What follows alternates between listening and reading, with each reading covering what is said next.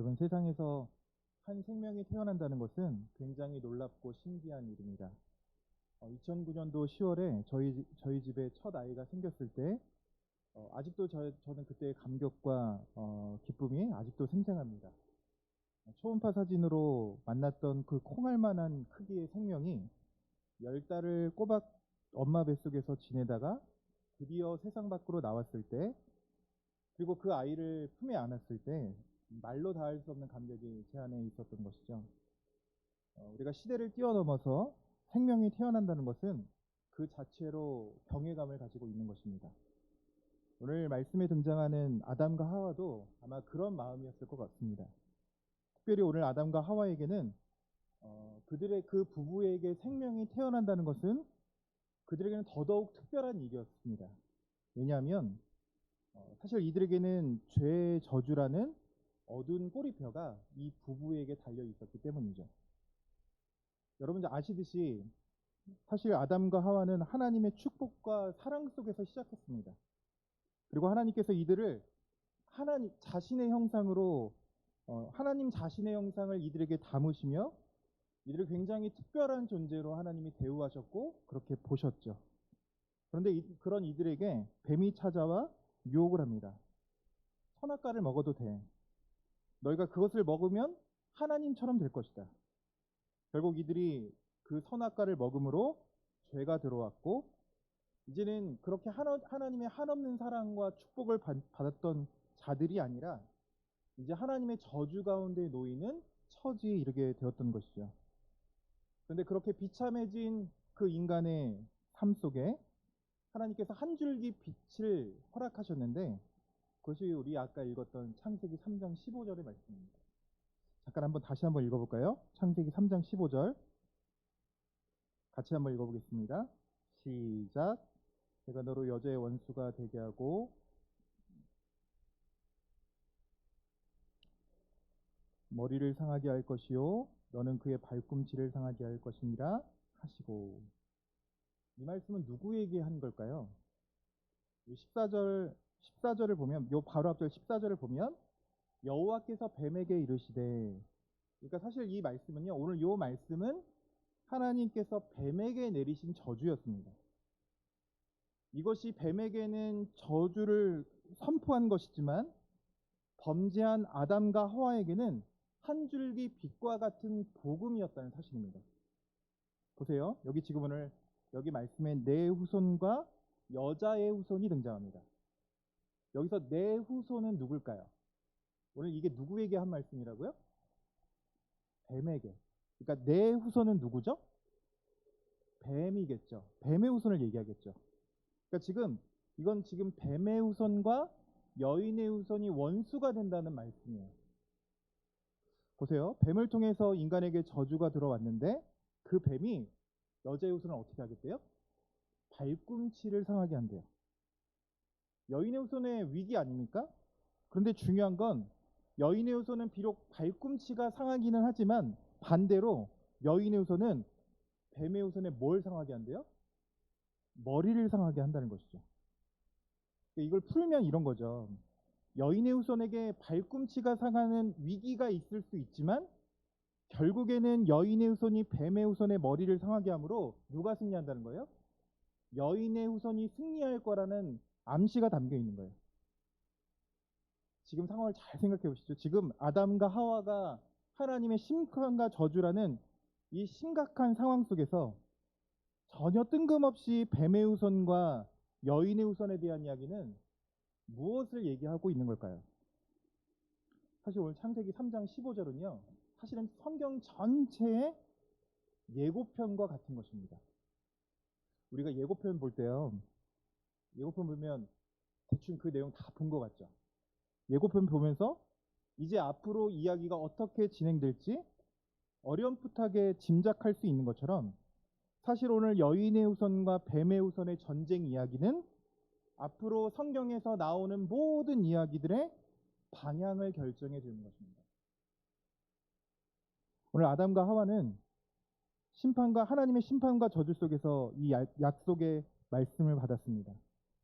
비록 지금 자신들이 뱀의 유혹으로 저주 가운데 놓이게 되었지만 그 저주를 끊어낼 수 있는 누가 등장한다는 것이죠?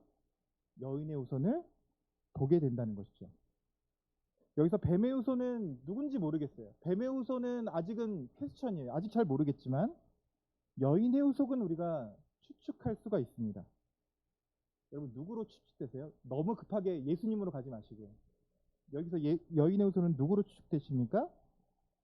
아마도 아담과 하와는 막연하지만 이 여인의 후손이 자신들을 통해서 태어날 아이라고 생각했던 것 같아요. 그런데 어느 날 하와가 몸에 이상한 신호가 옵니다. 자꾸 신 것이 생각나고 족발이 먹고 싶다가 했다가 갑자기 마음 변해서 딸기가 먹고 싶다고 하고 하와가 인류 최초의 임신을 한 것이죠. 인류의 최초의 임신입니다. 여러분 사실 아담과 하와는 하나님이 직접 빚어서 만들었기 때문에 임신이라는 과정을 통해 태어난 게 아니죠. 그러니까 사실은 인류 최초의 임신은 누가 한 거냐면 하와가 한 거예요. 그런데 하와가 처음으로 아이를 갖고 아무 정보도 없이 배가 불러오기 시작합니다. 여러분 지금이야 임신해서 배가 불러오는 게 당연한 거지만 최초의 하와가 어떤 정보도 어떤 경험도 없이 점점 배가 불러오기 시작할 때 여러분 아시잖아요. 여성분들 아이를 낳을 때 몸이 많이 변하잖아요. 아무 정보도 없이 자신의 몸이 변하는 것을 느낄 때 하와는 어떤 감정이었을까요? 사실 우리는 지금 모든 정보를 알고도 두려운 것이 임신인데 모든 것이 처음이었던 하와는 더더욱 두려움이었겠죠. 그리고 하나님께서 인간의 범죄로 하와에게 주신 말씀이 있습니다. 창세기 3장 16절인데요. 이렇게 나와 있어요. 또 여자에게 이르시되 내가 내게 임신하는 고통을 크게 더하리니 내가 수고하고 자식을 낳을 것이며. 인간의 범죄로 여인이 임신할 때 하나님께서 해산의 고통을 주셨다는 거예요. 하와에게 아이를 갖는 것은요 사실은 너무 두렵고요 너무 고통스러운 것이었어요. 그런데 하와는 그 아이를 낳는 것을 포기할 수 없었습니다. 왜요? 지금 자신의 뱃속에 뱀의 저주를 끊어낼 여인의 후손이 나올 거라는 기대가 있었기 때문이죠. 드디어 하와는 10개월의 두려움과 그 고된 그 고통을 싸워가며 드디어 아이를 출산했습니다. 하와의 마음이 어땠을까요? 말로 다 할 수 없는 감격이 있는 것이죠. 이건 단순히 그냥 아이를 낳아서 기쁜 것을 넘어서서 지금 자신이 낳은 아이가 우리의 모든 저주를 끝낼 수 있는 여인의 후손이라는 기대감을 안고 그 기대감과 기쁨이요 오늘 창세기 4장 1절에 그대로 묻어나고 있어요. 4장 1절 한번 읽어볼까요? 4장 1절 같이 한번 읽어보겠습니다. 시작. 아담이 그의 아내 하와와 동침하매 하와가 임신하여 가인을 낳고 이르되 내가 여호와로 말미암아 득남하였다 하니라. 오늘 하와가 자신이 낳은 아들의 이름을 가인이라고 지었습니다. 여러분 가인이라는 이름의 뜻은요 얻다, 획득하다, 선물의 의미를 담고 있어요. 그러니까 지금 하와가 자신의 아이를 가인이라는 이름을 짓고 뭐라고 고백했냐면 내가 여호와로 말미암아 득남했습니다. 드디어 하나님 나에게 주셨군요. 하나님께서 여인의 후손을 통해 뱀의 후손을 이긴다고 하셨는데 드디어 그 후손이 나왔군요. 오늘 가인이라는 이름은요 이런 감격과 기쁨이 담겨져 있는 거예요. 그리고 또 한 명이 아들이 태어나는데 그 아들이 아벨이었죠. 적어도 아담과 하와는요 가인이 하나님의 약속을 담고 있는 하나님의 약속으로 뱀의 후손의 머리를 상하게 할 그 여인의 후손이기를 그 가인이기를 간절히 기대했습니다. 그런데 여러분 결국 그런 기대는요 오늘 우리가 읽었던 이 본문 한 사건을 통해서 그 모든 것이 물거품되는 사건이 벌어지게 되죠. 그건 바로 자신의 두 아들 사이에 벌어진 충격적인 살인 사건입니다. 오늘 불길한 이야기의 시작은요 가인과 아벨 그 두 아들이 제사를 드리는 것에 발단이 있었습니다. 오늘 이 둘이 제사를 드렸는데 문제는요 하나님께서 누구의 제사만 받으신 거예요? 아벨의 제사만 받으셨어요. 아니 둘 다 받거나 둘 다 받지 않으면 상관이 없는데 하나님이 의도적으로 가인의 제사는 받지 않으시고 아벨의 제사만 취하셨습니다. 가인이 화가 났죠. 그래서 하나님께서 경고하셨음에도 불구하고 동생 아벨을 들로 불러서 돌로 쳐 죽입니다. 여러분 성경을 유심히 보시면 아벨을 표현할 때마다 붙어 다니는 표현이 있습니다. 아벨이 가인의 동생이라고. 2절 보실까요? 2절 보니까 4장 2절 보니까 그가 또 가인의 아우 아벨을 낳았는데 8절을 보니까 가인이 그의 아우 아벨에게 말하고 또 가인이 그의 아우 아벨을 쳐 죽이니라. 그러니까 성경은 지금 의도적으로 아벨이 가인의 동생인 것을 강조하고 있습니다. 가인이 지금 죽인 것은요, 어떤 대단한 원수나 어떤 아무런 관련 없는 사람이 아니라 지금 자신과 피를 나눈 친동생을 죽였다는 것을 강조하고 있는 것이죠. 그래서 하나님께서 가인에게 찾아가셔서 이렇게 물으시는 거예요. 여호와께서 가인에게 이르시되 내 아우 아벨은 어디 있느냐? 내 아우 아벨은 어디 있느냐? 무슨 의미죠? 그는 너의 아우였다는 거예요. 그때 가인이 뻔뻔하게 대답합니다. 그가 이르되 내가 알지 못하나이다. 내가 아우를 지키는 자이니까. 여러분 지금요, 가인이 자신의 동생 아벨을 죽인 것은 단순한 살인사건이 아닙니다. 적어도 오늘 본문 사건에서 드러난 것 한 가지가 있습니다. 그것은 가인은 뱀의 후손의 머리를 상하게 할 여인의 후손이 아니라는 것이죠. 반대로 오히려 가인은 사실은 그가 뱀의 후손이었다는 것입니다. 뿐만 아니라 그 뱀의 후손 가인에게 죽임당한 아벨은 사실은 하나님의 약속하셨던 여인의 후손이었다는 것이죠. 그러니까 지금 가인이 아벨을 죽였다는 것은 단순히 형이 동생은 죽인 사건을 넘어서 아까 3장 15절의 말씀처럼 뱀의 후손이 여인의 후손을 죽인 사건이에요. 여러분 압니다. 여러분 지금 여러분 표정이 이게 지금 무슨 말인가? 이거 들을 때 여러분 잘 이해가 안 되고 갑자기 가인을 뱀의 후손으로 몰아가는 거 그거 너무 비약이 심한 거 아닌가? 아니 어떻게 가인이 아벨을 죽였다고 해서 가인을 뱀의 후손으로 매도할 수 있는가? 여러분 좀 황당하게 느끼실지 모르겠지만 한번 생각해 보십시오. 여러분 뱀의 후손의 특징은 뭘까요? 뱀의 후손의 특징은 뭘까요? 뱀이 아담과 하와를 어떻게 유혹하죠? 너는 하나님을 떠나라는 거예요. 이제 너 스스로 선악을 판단하고 네가 하나님이 되어서 너 스스로 세상을 만들라는 것이죠. 중요한 것은 네가 하나님을 떠나야 한다는 거예요. 이것이 뱀이 사단이 하와에게 요구했던 삶입니다. 그런데 오늘 가인이 아벨을 죽인 후에 어떻게 하죠? 오늘 4장 16절을 보니까 가인이 여호와 앞을 떠나서 가인이 하나님을 떠나서 에덴 동쪽에 논 땅을 거주하면서 에녹성을 쌓고 자녀를 낳기 시작하는데 여러분 그 자녀들이요 하나같이 스펙이 장난 아닙니다. 가인의 아들 중에 20절을 보니까 최고의 가축을 치는 자가 나오고요. 어떤 이들은 수금과 퉁소를 잡는 탁월한 음악가들이 나오고요. 어떤 아들들은 구리와 새우를 자유자재로 등장하는 최고의 장인이 등장합니다. 그러니까 지금으로 치면 최고의 엔지니어와 최고의 탁월한 음악가와 탁월한 재력가들이 오늘 가인의 후손들을 통해서 왕성하게 부흥하고 있다는 것이죠. 가인의 아들을 통해서 인류의 모든 경제와 문화와 산업이 발전했습니다. 가인의 후손들은 하나같이 탁월하고 재능이 있었지만 그러나 그 탁월한 재능을 하나님을 위해 사용한 것이 아니라 중요한 것은 그들이 하나님을 떠나서 자신들만의 문화를 만들어내는 것. 이것이 뱀의 후손의 특징인 것이죠. 능력이 탁월할지 모르지만 하나님을 떠난 인생. 그것이 뱀의 후손입니다.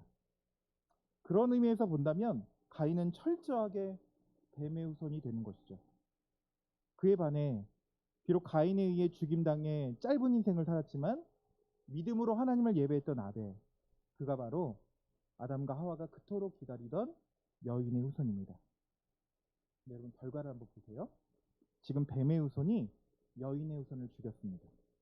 이제 여인의 후손은 끝났고 뱀의 후손은 번창하고 세상으로 흩어지고 더 좋아지는 모습을 보여주죠.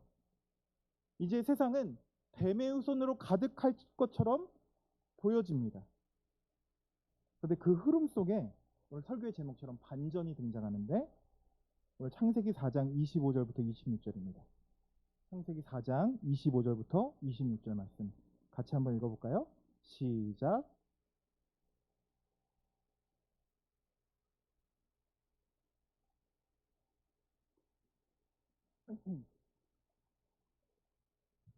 셋도 아들을 낳고 그 이름을 에노스라 하였으며 그때 사람들이 비로소 여호와의 이름을 불렀더라. 지금요, 가인의 후손이 여인의 후손이 뱀의 후손에 의해 죽임을 당했는데, 그런데 그래서 이제는 뱀의 후손이 득세하고 뱀의 후손이 다 승리할 것 같은 상황 속에서 하나님이 어떻게 하시죠? 죽은 아벨을 대신해서 셋이라는 아들을 주시고 뱀의 후손이 득세하는 세상 속에서 여호와의 이름을 부르는 여인의 후손들을 낳아주셨다는 것이죠. 눈으로 보기엔 뱀의 후손이 이긴 것 같아요. 눈으로 보기엔 다 끝난 승리로 뱀의 후손이 다 끝난 경기 같지만 결국에 승리한 건 누구죠? 여인의 후손인 것이죠. 여러분, 앞서 하나님은 어떤 예고를 주셨죠? 창세기 3장 15절에 다시 한번 말씀 볼까요? 다시 한번 창세기 3장 15절이요. 같이 한번 읽어보겠습니다. 시작. 내가 너로 여자의 원수가 되게 하고 내 후손도 여자의 후손과 원수가 되게 하리니 여자의 후손은 내 머리를 상하게 할 것이요 너는 그의 발꿈치를 상하게 할 것이니라 하시고, 비록 뱀의 후손이 여인의 후손의 발꿈치를 상하게 할 것이지만 여인의 후손은 결국 뱀의 후손의 머리를 상하게 할 것이라는 암시와 예고요. 여러분, 이 말씀이 어떠십니까? 뱀의 후손과 여인의 후손의 이야기 잘 이해가 되시나요? 사실 여러분 마음에 이런 마음이 있죠. 이게 너무 판타지 같아서 이 말씀을 여러분들이 받아들이기가 좀 어려운 부분들이 있죠. 저도 이 본문을 어떻게 설교해야 되는 고민이 많았습니다. 근데 여러분, 오늘 우리에게는 너무 판타지 같고 너무 멀게 느껴지고 너무 낯설고 멀게 느껴지는 말씀이지만, 여러분 오늘 이 말씀을 처음 듣는 출애굽한 이스라엘 백성들은요, 이들에게는 이 말씀이 굉장히 감격적이고 위로가 되는 말씀이었어요. 왜 그럴까요? 여러분, 사실 창세기는요, 모세가 출애굽한 이스라엘 백성들을 향해서 쓴 책입니다. 그래서 우리는 보통 창세기, 출애굽기, 레위기, 민수기, 신명기 이 5권을 묶어서 모세오경이다라고 부르죠. 그러니까 여러분, 이 창세기는요, 사실 이 창세기를 처음 읽는 독자는 누구였냐면 출애굽한 이스라엘 백성들이에요. 여러분, 그들이 지금 출애굽한 이스라엘 백성들의 상황은 뱀의 후손이 득세하던 애굽 땅에서 그들이 출애굽했습니다. 그들이 애굽 땅에 있을 때 그들은 뱀의 후손이었던 바로에게 엄청난 노역과 채찍으로 그들이 다 소멸할 수 있었는데, 하나님께서 그 뱀의 후손으로부터 그들을 보호해 주셨고 심지어 홍해를 건너게 하시고 그들을 보호해 주셨습니다. 그리고 이제 그들은 하나님이 약속하신 가나안 땅으로 들어가야 하는데, 약속의 땅으로 들어가야지만 그들에겐 또 한 가지 근심이 있었습니다. 그들이 들어가야 될 그 약속의 땅에도 또 다른 뱀의 후손들이 가득했기 때문이죠. 여러분, 오늘 모세를 통해 뱀의 후손과 여인의 후손 사이의 이 전쟁 이야기가 오늘 약속의 땅을 바라보고 소망하는 이들에게, 출애굽한 이스라엘 백성들에게 어떤 위로를 주었을까요? 비록 여인의 후손이 뱀의 후손을 통해 발꿈치가 상하는 위기를 당할 수 있지만, 그러나 그게 끝이 아니라, 하나님은 그것으로 끝내는 것이 아니라 하나님께서는 여인의 후손이 뱀의 후손의 머리를 상하게 할 것이라는 기대와 소망이 창세기 3장 15절에 담겨있기 때문이죠. 하나님이 여인의 후손을 끝까지 지키시고 보호하신다는 위로와 소망이 이 이야기에 담겨있다는 사실입니다. 여러분, 오늘 창세기 3장 15절은 출애굽한 이스라엘 백성들에게만 위로와 소망을 주는 것이 아니라 오늘 지금 이 땅을 살아가는 우리에게도 큰 위로와 소망을 주게 됩니다. 왜냐하면 사실 오늘 우리가 살고 있는 이 세상도요, 우리는 뱀의 후손의 영향력 아래 살고 있기 때문이죠. 우리 또한 죄인이기 때문에 우리에게 내려진 처벌은 사망과 저주였습니다. 그런데 하나님께서 그런 우리의 비참한 상황에서 여인의 후손을 약속해 주셨죠. 여러분, 이 여인의 후손이 누굴까요? 여러분, 하나님께서 아벨을 대신해 주신 셋을 통해서 결국에 천국에 누구를 보내주시냐면 바로 예수 그리스도를 보내주셨습니다. 눈으로 한번 확인해 볼까요? 그럼 누가복음 3장을 잠깐 펴보실까요? 누가복음 3장을 보시면 예수님의 족보가 등장하는데요. 뭐 예수님의 족보는 마태복음에 등장하지만 오늘 누가복음에 등장하는 족보의 특징은 뭐냐면 예수님부터 하나님까지 연결하는 게 있어요. 그래서 위에서 누가 누구를 낳고 이렇게 위에서부터 아래로 내려가지 않고 예수님부터 위로 거듭거듭 올라가는 족보로 되어 있죠. 눈으로 한번 확인해 보시죠. 23절을 보니까 3장 23절을 보니까 예수께서 가르치심을 시작하실 때에 30세쯤 되시니라. 사람들이 아는 대로 요셉의 아들이니 요셉의 위로는 헬리요, 그 위는 마따니요, 그 위는 레위요, 그 위는 멜기요, 그 위는 얀냐요, 그 위는 요셉이요. 쭉쭉쭉 가서 38절에 그 위는 에노스요, 그 위는 셋이요, 그 위는 아담이요, 그 위는 하나님이십니다. 여러분, 오늘 예수님은 아벨을 대신해 주신 셋의 후손을 통해 오셨다는 거예요. 바로 하나님께서는 창세기 3장 15절에서 뱀의 후손과 여인의 그 후손의 이야기를 하실 때 사실은 오늘 누구를 염두에 두고 이 말씀을 하신 걸까요? 여인의 후손은 누구를 염두에 두고요? 예수 그리스도를 염두에 두시고 이 말씀을 꺼내신 것이죠. 실제로 그렇게 벌어지지 않았습니까? 뱀의 후손인 사단은 예수님을 십자가에 못 박았습니다. 사실 십자가는 여인의 후손의 죽음을 의미합니다. 여인의 후손이 죽었습니다. 끝났습니다. 그러나 하나님은 예수님을 십자가에 못 박은 것으로 결론 내리지 않고 그 예수 그리스도를 부활시킴으로 우리를 죄와 사망으로부터 구원해 주셨다는 사실이죠. 눈으로 볼 때는 뱀의 후손이 다 이긴 것 같은데 알고 보니까 뱀의 후손은 여인의 후손의 발꿈치만을 상하게 했을 뿐입니다. 예수님의 부활하심으로 여인의 후손은 뱀의 후손의 머리를 상하게 하시고 우리를 죄와 사망으로부터 구원하셨다는 사실이죠. 이것이 하나님 우리에게 주신 복음입니다. 우리 자신 한번 들여다볼까요? 우리 자신 들여다보면 우리는 너무 불안하지 않습니까? 죄에 대해 무기력할 뿐만 아니라 너무나 한계가 많고 너무나 부족하고 너무나 무기력한 우리들이요. 그러나 여러분, 우리의 초라함과 우리의 무기력함과 우리의 패배감이 발견될 때 우리는 기억해야 합니다. 우리는 다 죽은 것 같고 다 무너져 버린 것 같아 보여도, 다 진 싸움을 싸운 것 같아 보여도 하나님은 오늘도 신실하게 우리를 붙들고 계신다는 사실이죠. 이 사실은 하나님은 창세기 3장 15절에서 예고편으로 보여주셨고, 그리고 본편인 예수 그리스도를 통해 우리에게 더욱더 확실하고 분명하게 보여주셨습니다. 온통 우리 주변에 불안하고 어둠으로 가득 찬 우리의 삶, 그래서 늘 불안할 수밖에 없는 우리 자신을 바라보게 될 때 결국에 여인의 후손을 통해 승리하실 것이라는 그 하나님의 소망, 그 소망이 오늘 하루를 살아가는 우리에게 큰 힘과 위로가 되었으면 좋겠습니다. 빌립보서 1장 6절은 우리에게 이렇게 이야기합니다. 너희 안에서 착한 일을 시작한 이가 그리스도 예수의 날까지 이루실 줄을 우리는 확신합니다. 오늘 좌절되고 낙심되는 그 상황 속에서도 우리 안에 착한 일을 시작하셨던 그 하나님, 예수의 날까지 우리를 이끄실 줄 우리가 확신하기 때문에 오늘 하루도 소망 가운데 믿음으로 살아갈 수 있는 저와 여러분들 되시길 소망합니다. 기도하겠습니다. 하나님 아버지, 감사합니다.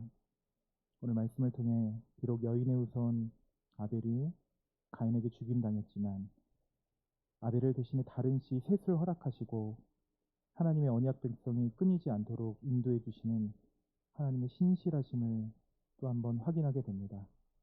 하나님, 때로 우리의 현실에서 뱀의 후손이 득세하고 악한 것이 이기는 것 같은 상황 속에서도 우리가 두려워하거나 낙심 가운데 가는 것이 아니라 오히려 하나님의 신실하심과 약속을 믿으며 믿음으로 다시 한번 일어설 수 있는 저희들 될 수 있도록 인도하여 주셔서 우리의 삶이 날마다 하나님과 동행하는 삶이 되기를 원합니다. 우리의 예배가, 우리의 삶이 언제나 하나님과 동행하도록 우리를 붙들어 주시고, 특별히 우리가 하나님을 만나는 이 예배에 더더욱 힘쓸 수 있는 저희들 될 수 있도록 인도하여 주셔서 날마다 우리와 함께 하실 줄 믿사오며 예수님의 이름으로 기도합니다.